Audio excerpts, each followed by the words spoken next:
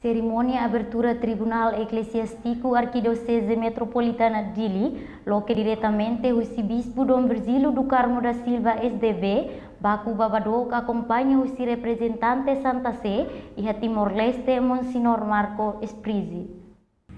Cerimônia abertura Tribunal Eclesiástico Arquidiocese Metropolitana Dili, Halao e Arquidiocese Metropolitana Dili, sexta-feira, lorong ida fulang abril tinang Brigado Judicial Graciano dos Santos Barros e a entrevista hateteng Tribunal Halo di Borto e a área rural entende com a base sacramento matrimonial. Tribunal hari instância rua, primeira instância ou segunda instância, o caso nebema pretência ba Arquidiocese Dili, no segundo instância ba caso apelação, mas o Tribunal Interdiocesano Baucau Maliana.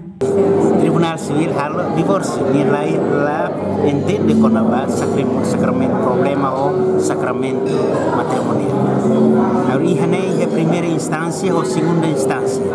Caso sira nebema pertence à Arquidiocese de Dili, lori mai primeira instância segunda instância nesse vale caso sira nebe caso apelação mai hoje Tribunal Interdiocesano Baucau Maliana. Entretanto, o ministro Justiça Tiago Amaral Sarmento Hateteng, Tribunal la rola parte ia Estado ida, mas be baseia ba lei canônica, Igreja Católica no ia código ketak, o de regula resistência natureza ou competência. Tribunal idane lahanesan Tribunal Estado República Democrática Timor-Leste, ministro Justiça Mos Dehan, Tribunal hari objetivo halo julgamento ba processo sira nebe ligação ou nulidade ba matrimonial.